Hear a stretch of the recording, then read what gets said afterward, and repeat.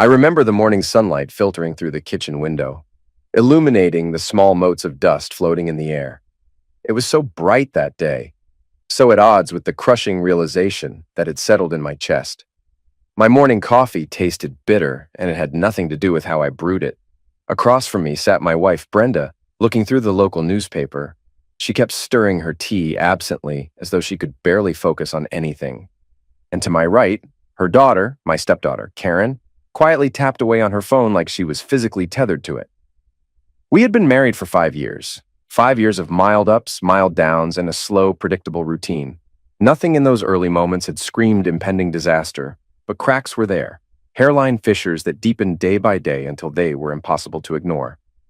Brenda and I used to share warmth, quiet mornings talking about future plans or even silly banter about something on TV.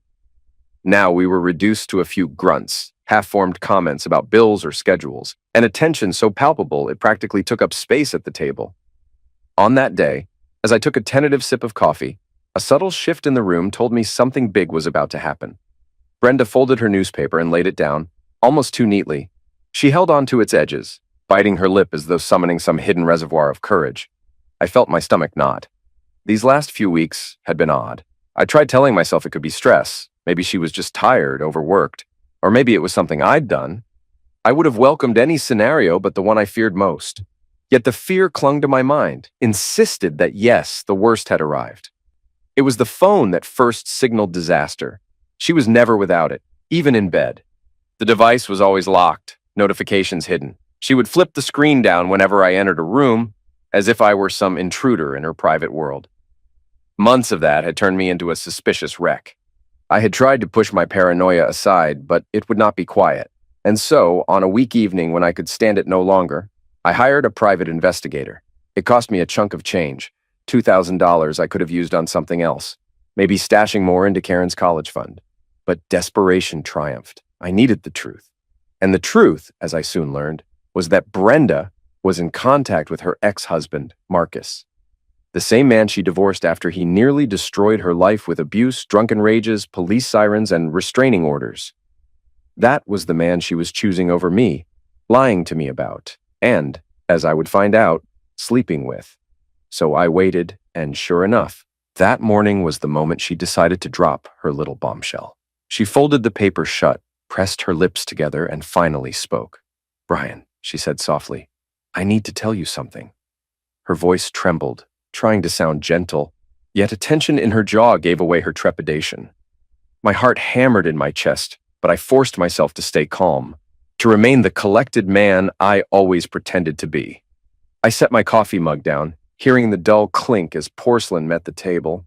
I waited a beat, my eyes fixed on hers, and replied, "Oh yes, dear, go on, I'm listening." My voice was measured, a neutral evenness that belied the storm in my gut. Karen glanced up from her phone, flicked her gaze between Brenda and me, and smirked before looking down again. She always had that air of cynicism, a reflexive sneer that rarely left her face. But I paid it no mind, still focusing on Brenda. She took another breath. "I'll be out of the house for a month," she said finally. Her words fell into the hush of the room like a jagged rock plunked into a serene pond. I stayed silent, trying not to show alarm. A month. That was no quick getaway to a friend's place. Something big was being confessed, so I just nodded, letting her continue. "I mean," she hesitated, "I'm going to stay with Marcus, my ex. It's his birthday month." Her voice was nearly trembling, but she looked at me steadily. "I want to make it good for him. And I figure if I tell you, it's not really cheating."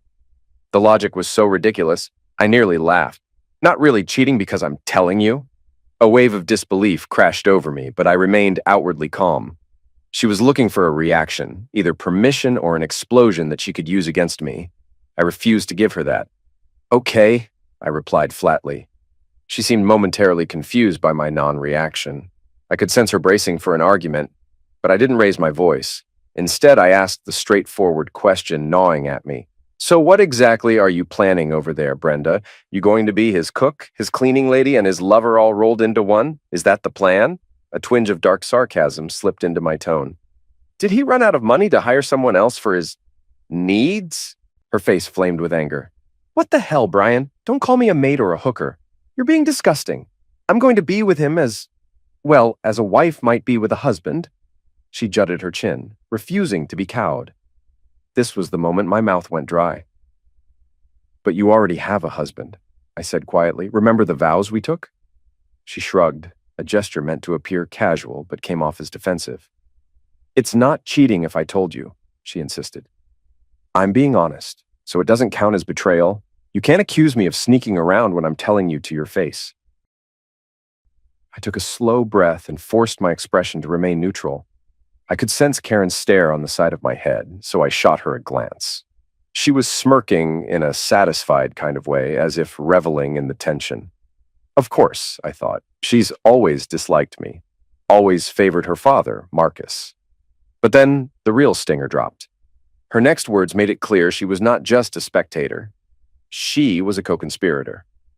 "Mom has her needs and desires," Karen said, her tone dripping with teenage contempt. "She doesn't have to sit around waiting for you to be, I don't know, interesting or whatever." She rolled her eyes. "She's free to do what she wants. You don't own her." A spike of fury shot through me, but I tamped it down. "Karen," I said sternly, "that's between Brenda and me. This is our marriage." She gave a shrug. "But I'm involved too, whether you like it or not. If I want to see my dad, or if she wants to see her ex-husband, that's none of your business. And it sure as hell isn't cheating if she announces it." I scanned Karen's expression and saw so much smug defiance there. That's it, I realized.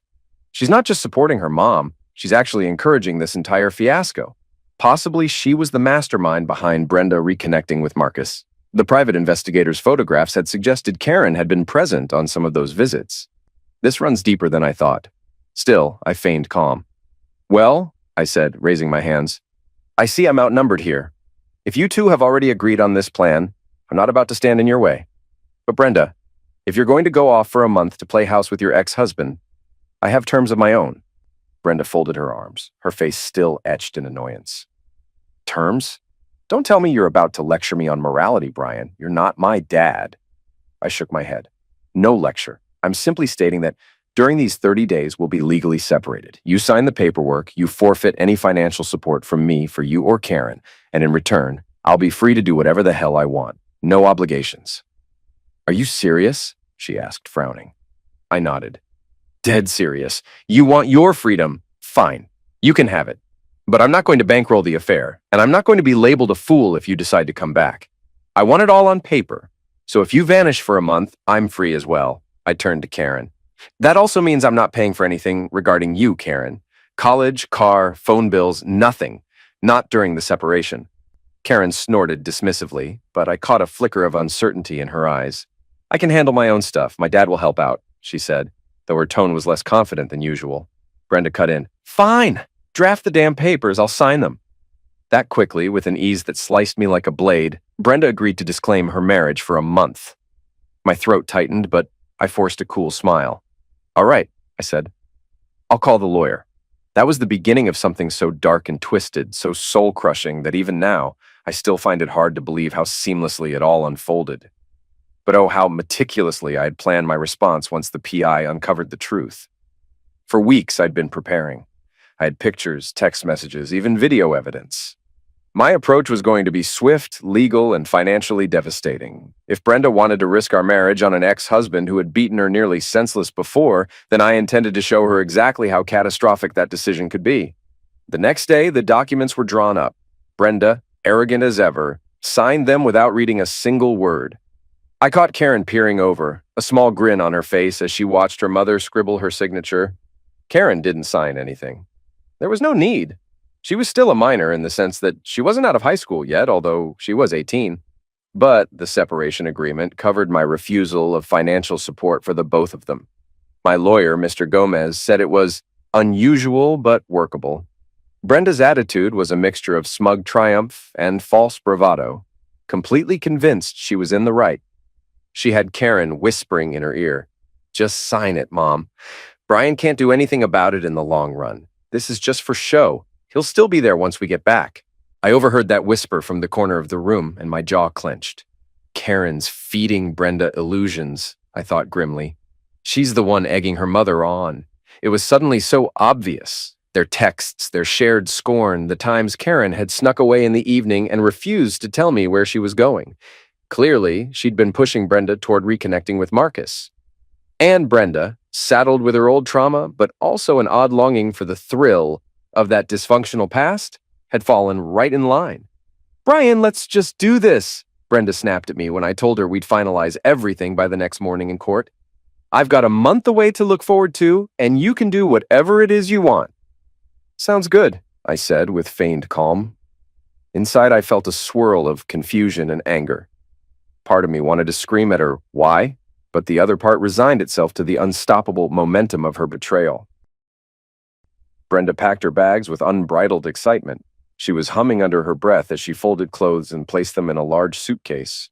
Karen was helping, rummaging through drawers and offering cheerful suggestions like, "Mom, you should wear that black dress Dad got you for your birthday. It'll drive Marcus crazy." I stood in the doorway of the bedroom, arms folded.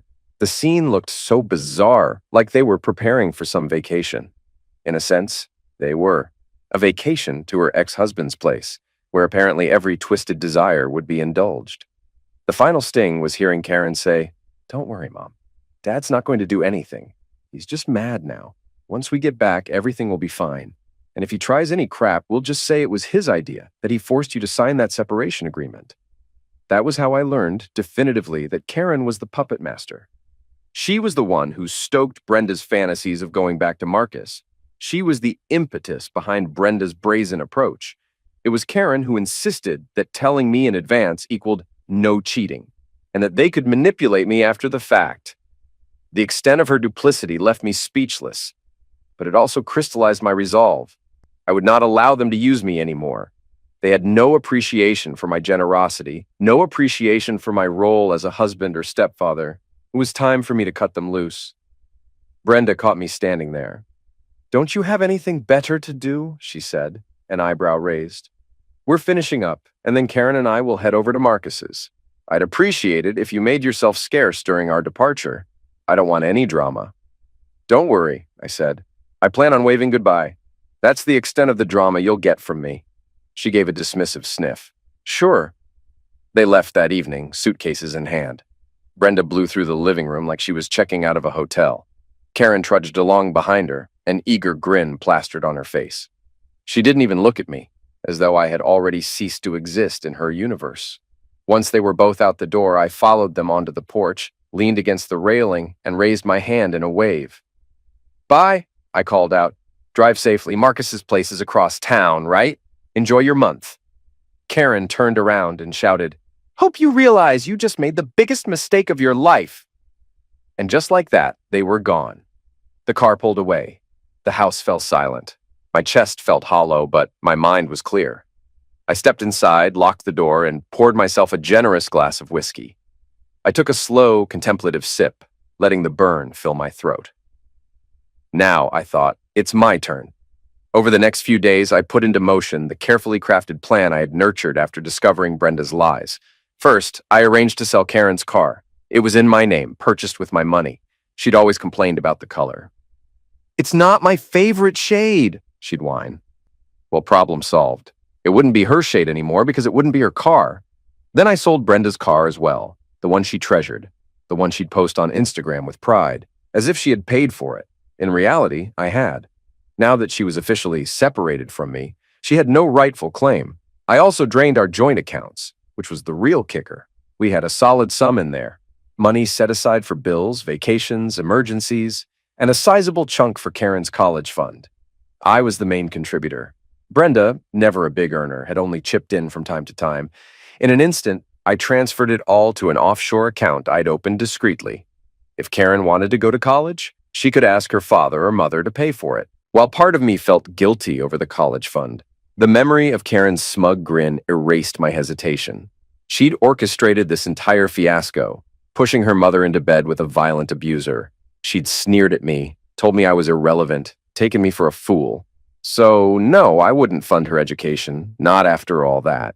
She had dug her own financial grave, and I wasn't about to bail her out. I also arranged for a quick sale of the house, my house in my name only. Though in truth, I wanted to keep the property for my own long-term plans. But for the short term, I ensured that by the time Brenda's 30 days were up, the locks would be changed and she'd have no legal right to re-enter as my spouse. For good measure, I canceled all their phone lines that were in my name. It was petty, maybe, but after everything, petty felt justified. 3 or 4 days passed in peace. I drank coffee in the morning with no anxiety gnawing at me, no tightness in my chest. I watched an old movie, read a book, and even got a decent night's sleep without the tension of Brenda's phone lighting up at 2 a.m. with some suspicious text.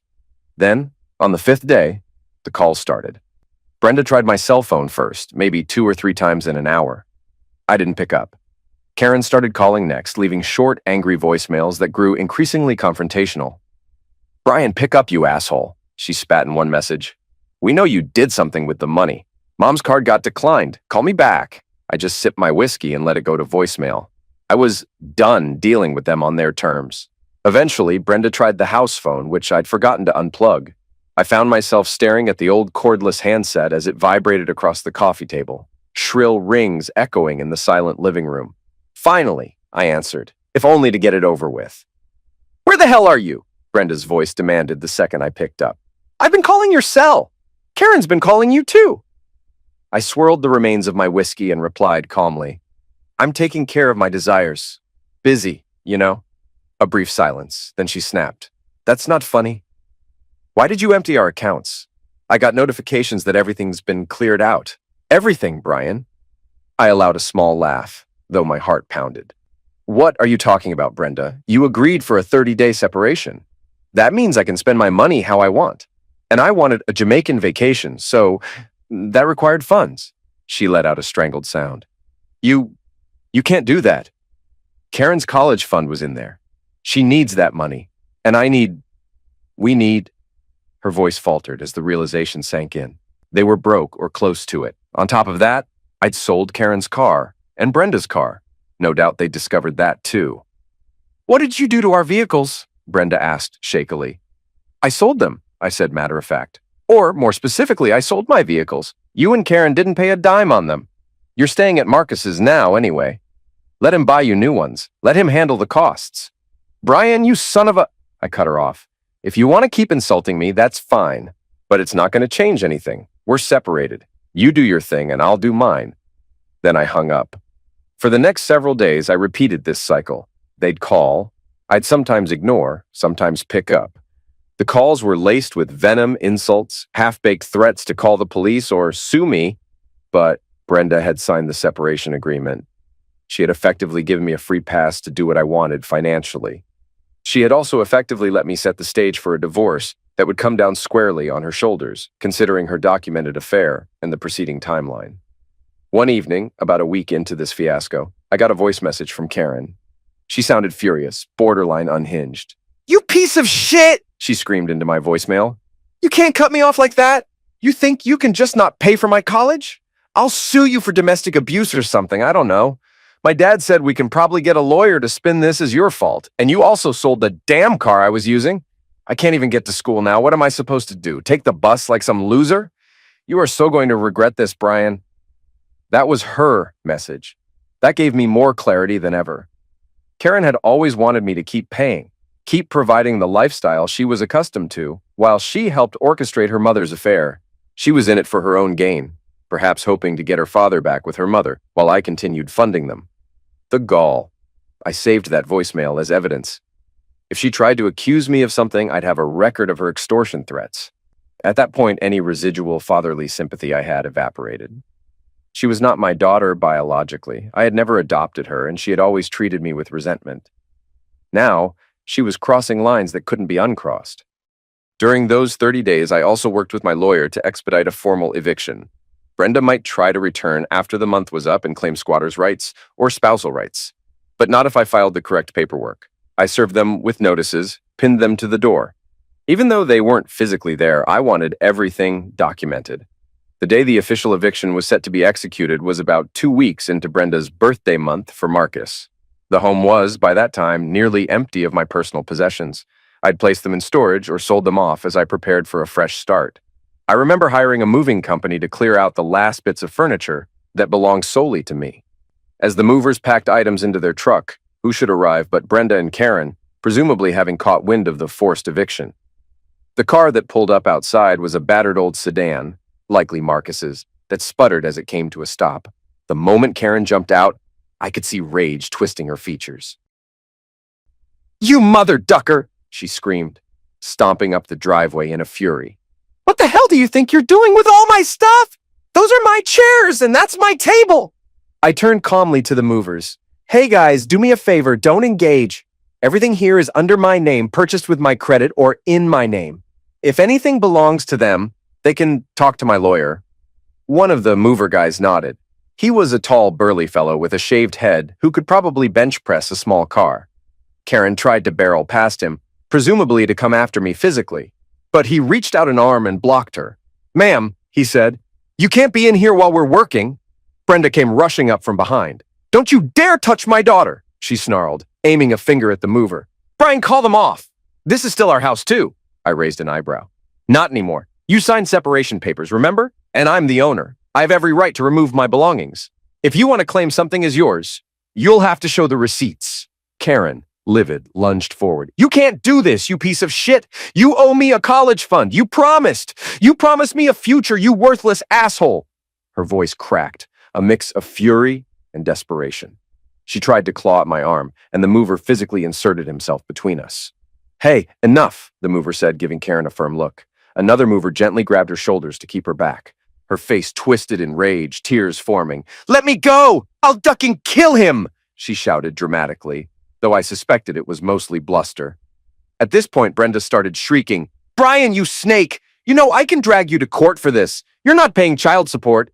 "She's 18, I reminded them icily, "and not my daughter, so I'm not paying anything." Karen's eyes bulged. "After all these years, you think you can just throw us out? Are you insane?" I pointed at the envelope pinned to the front door. "That's the eviction notice. You want to take it up with the judge? Be my guest. But remember, you two wanted this separation. You wanted your ex-husband, Brenda. You wanted your father's house, Karen. Go stay there permanently. I don't owe you anything." Brenda's face was turning scarlet. "This is exactly why I went back to Marcus," she hissed. "You're a cold, heartless bastard. Marcus may have been rough, but at least he had a real soul. You just hide behind your precious logic and rationality to be cruel." "Sure," I said flatly. "I'm the cruel one. I never beat you. I never threatened you. I gave you a comfortable life, a car, a house, money for your daughter's college. That's cruelty, right?" She said nothing for a moment, just glared. Karen tried again to break past the mover's arm, but he was a rock wall. Finally, with a swirl of bitter tears, Karen shrieked, "You'll regret this, Brian! You're going to pay for humiliating us!" I said nothing in return, just gave a dismissive nod to the mover. He let them both know they needed to leave, or the police would be called. With no options left, Brenda and Karen stalked off, cursing and shouting. The battered sedan roared away, sputtering down the street, and I was left standing there, heart racing with adrenaline. It was an ugly scene, but necessary. The illusions had to end. They would learn, sooner or later, that actions have consequences. And oh, how those consequences were unfolding. The next day, I got a call from Brenda's new attorney. The man tried to rattle me, claiming I was guilty of abandonment and psychological abuse. He threatened to demand child support for Karen. I calmly explained that Karen was 18 and I never adopted her. If they wanted to argue she was still a minor in some sense, they could try, but they'd fail. I also mentioned the separation agreement Brenda signed, handing me the freedom to do as I pleased with my assets for the entire month. My attorney was quick to jump in and demolish their arguments in court. He produced the evidence of Brenda's affair that began before the separation, all documented by the PI. The judge, almost amused by the brazen nature of it all, granted the divorce under adultery. I owed them nothing. Even the judge seemed to see the comedic tragedy of the situation. "Tough luck, lady," he'd said to Brenda, barely masking his disdain for the blatant manipulation.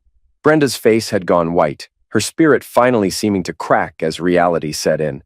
Karen was in the back of the courtroom, fuming, glaring at me, her arms folded. This wasn't the triumphant return to Marcus's arms they had envisioned. It was an unmitigated disaster for them. The final decree was that the remainder of our joint account, a paltry sum I deliberately left behind, would go to Brenda. That money might buy them a few months of rent in some cheap apartment or help them fix Marcus's old sedan. Meanwhile, I still had the lion's share of funds safely tucked in my private account, free and clear. A month later, I heard through a friend that Brenda and Karen had moved in with Marcus full time, only it wasn't the Rosie family reunion they'd hoped for. Marcus, just as prone to drunken rages as before, was reported to be backhanding Brenda if she so much as frowned in his direction. Karen, who had once championed her father, now found herself forced to take public transportation, dealing with the stares and whispers of classmates who wondered why she no longer had a car. She had to explain that my stepdad took it away, which apparently garnered little sympathy. I took no joy in imagining them in that environment. Abuse is never a pleasant subject, but I also felt no compulsion to rescue them. They had made a choice, humiliating me, draining my goodwill, and brazenly flaunting their betrayal, and they were paying the cost of that decision. The moral conundrum was overshadowed by the simple logic, not my problem. By that point, I had an exit plan for myself. I had accepted a partnership in Bangkok, something I'd been offered years prior but never considered until now. With my new financial freedom, I left for Thailand, stepping onto the plane with the sense of relief that was both exhilarating and tinged with sorrow. 5 years of marriage ended in such a fiasco, but at least I was free. Fast forward a few months, I was settling into my new life in Bangkok. The sweltering heat, the bustling streets, and the melodic chaos of the city offered me a bizarre kind of solace. I rented a modern condo overlooking the Chao Phraya River, diving into my new job with enthusiasm. My personal life was quiet. I had short-lived flings, sure, but nothing serious. I was still recovering from the emotional whiplash of the past. One Sunday afternoon, as I was wandering through a bustling outdoor market, marveling at the array of street food, my phone rang. The caller ID was American, but not in my contacts. Curiosity piqued. I picked up. "Brian speaking," I said. At first, there was silence, then a small, shaky voice that I recognized instantly as Karen's. Hi," she said, sounding nothing like her usual abrasive self. A swirl of conflicting emotions coursed through me. "What do you want?" I asked, trying to keep my tone detached. "I need to talk to you," she said. "Please don't hang up." I stepped aside from the crowd, found a quieter corner near a stand selling fresh coconuts. "You've got 60 seconds, I warned. "Spit it out." Karen let out a shaky breath. I'm pregnant," she finally said, her voice cracking. "And my father, Marcus. He's flipping out. Mom's furious. They kicked me out, literally threw me out of the house. I've got nowhere to go. I'm staying at a friend's place, but I can't stay here for long. I have no money. I don't even have enough to pay for anything. I'm scared, Brian. I don't know what to do." My mind reeled. Karen was pregnant? My 18-year-old ex-stepdaughter. 1,000 questions popped into my head. Who's the father? Possibly some boyfriend or maybe a fling. Knowing her rebellious streak, it didn't surprise me. My shock quickly gave way to a cold sense of finality. She seemed to sense my hesitation. "Please," she pleaded, "you can't leave me like this. I'll do anything. I'll never disrespect you again, I promise. Can you help me with some money for, prenatal care or rent or something?" Time seemed to stand still in that humid Bangkok afternoon. I stared at the vibrant market stalls in front of me, the swirl of tourists and locals. A wave of memories hit me. Karen's scornful eyes, her vicious insults, her glee in pushing her mother toward Marcus, her hateful voicemails, the eviction scene, her attempt to claw my face. Now she was pregnant and cast aside by the very father she championed. A little part of me felt pity, yes, but a bigger part recalled everything she had done to me. "No," I said flatly. She gasped. "What? Are you serious? You're just going to let me rot?" I inhaled slowly, trying to keep my voice steady despite the swirl of feelings. "You told me once that your mother could drink from any watering hole she wants," I reminded her, "and that you'd do the same. Well, go find another watering hole now, Karen. I'm not your father. I owe you nothing. You orchestrated all of this, and now you want me to bail you out?" She started sobbing. "I was a kid. I messed up, okay? I didn't realize it would go this far. Please, Brian, you have the money." I cut her off. "I do have the money. That's correct. But I have zero inclination to give any of it to you. You helped destroy my marriage. You called me every name in the book. You threatened to sue me for domestic abuse. And now you want my help?" She let out a ragged cry. "I'm pregnant. I'm scared. I interrupted her once more. "Karen, I'm hanging up now. Good luck. You made your bed. Lie in it. Brian, don't do this to me, please. But I'd already pressed the red button to end the call, my heart hammered with adrenaline, a part of me shaking from the confrontation. Anger, pity, sadness, everything warred inside me. But the bitterness of betrayal won out. I wouldn't let her back into my life as if nothing had happened. And that was it. I stared at my phone, exhaling a shuddering breath. Then I squared my shoulders and rejoined the crowd, determined to move on with my day, and by extension, my life. The last word she'd spat out before the line cut was, "Please," which drifted away into silence. A final attempt at manipulation, or perhaps a genuine cry for help. Either way, it changed nothing. She was pregnant, and I sent her straight to hell.